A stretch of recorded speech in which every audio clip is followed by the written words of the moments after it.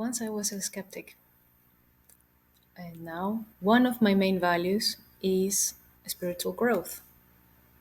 So let me share a bit of my journey with you. I led what many will call a normal life.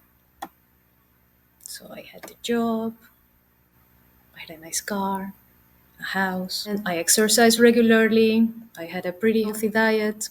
I believed during that time I had a pretty healthy diet. Looking back over my career, I see periods marked by, at one stage, burnout. I had psoriasis and a career stagnation, which later on became a breakdown. So it is interesting when the physical symptoms are popping up, you can quickly act. So with psoriasis, I'm very grateful I managed to control the disease. But with my burnout and with my breakdown, those are more tricky to acknowledge. First, I was tired, so I brushed it off as normal because I'm working full-time job, normal to be tired, right? My thoughts and my emotions, I needed to understand them and express them. And this is not straightforward because you need a safe environment to be able to do that. And non-judgmental acceptance, kindness, to be able to transform those things. And that's easier said than found. Another problem that I noticed is that because I was not able to deal with my thoughts and emotions, I was totally focused on my mind, on my cognitive mind. So I dive into content, into data analysis, into meeting external expectations, completely neglecting my inner world, my thoughts, my emotions, my physical health, and I wasn't listening to my body.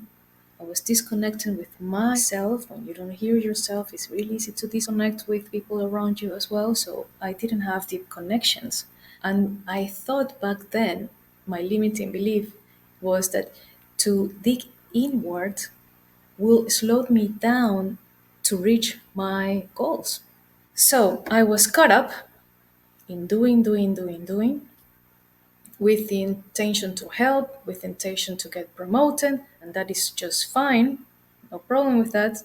The problem is neglecting all the important needs that I was not taking into account. So that gave me a life of living in autopilot, without purpose, without joy. And it slowly deteriorated my health, my mental and physical health. It got worse, of course, because I do nothing about it. Then it led to insecurity, to anxiety, and also inability to be able to deal with the stress. So when something challenging occurred to me, back then I used to freeze. And then came my breakdown. And this was my wake up call. So here I needed to silence external noise and look inward for clarity, a new direction, make a new plan. Since 2016, I have been embracing mindfulness. I dived into courses and I became a coach. I found my way back. Ah. Today I'm at peace with myself. I believe I'm enough. I find purpose and meaning in every moment of my life. I'm improving my health, I'm improving my work, and I'm improving my relationships. And I have found the joy to nurture my spirit. And part of the practice of mindfulness is to keep yourself positive and open hearted. And I'm human. So the practice is you are positive, negative thinking. Positive, negative, positive, negative. You are open hearted or close.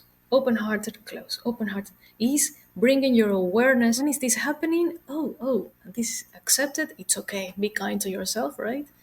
It's okay that is happening. I live so long doing those things, so I understand where is it coming from, and then it's trying to transform. Like, oh yeah, I want to transform this and also change it into the new version of myself, the high version of myself. So it's a never-ending work.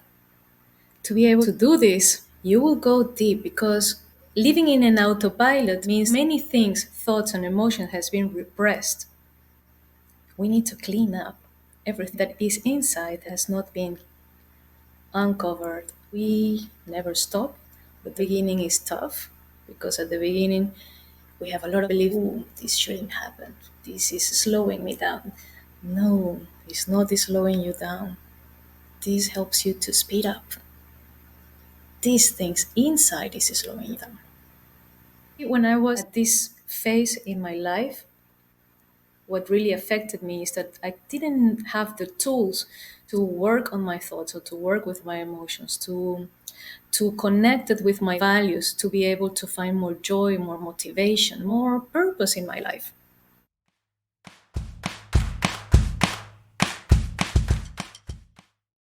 So I encountered Eastern and Western practices, and they all claim to be this is the practice that you have to follow. No, this is the one, this is the one, and this is the one. And I realized they are all right partially, and some are more right than others. This is integral practice. And I realized indeed it really depends on your level of consciousness. Some of them will be more right for you right now. As soon as you evolve that practice, you can continue to the next one and to the next one. And that I missed through all my mindfulness practices that I have done. So here you will find different levels, different ways to practice, and you will fine tune what fits with you right now so you can grow faster. And I want to stress out I'm not pretending that you change your career or to converting you to a particular spiritual or religious viewpoint. In this course, I'm bringing you tools that I wish I would have known in the past. Hopefully, you don't reach a breakdown or a chronic disease. Don't wait for those things to happen. My aim is to spare you with the struggles I face. I hope you don't have to go through those. I hope you elevate your standards for yourself and those around you. We have the power to transform our reality, to find courage, compassion, real connection. And we will have a space, a safe space to be able to practice this. Let's embody the change we wish to see, becoming the guiding light for future generations.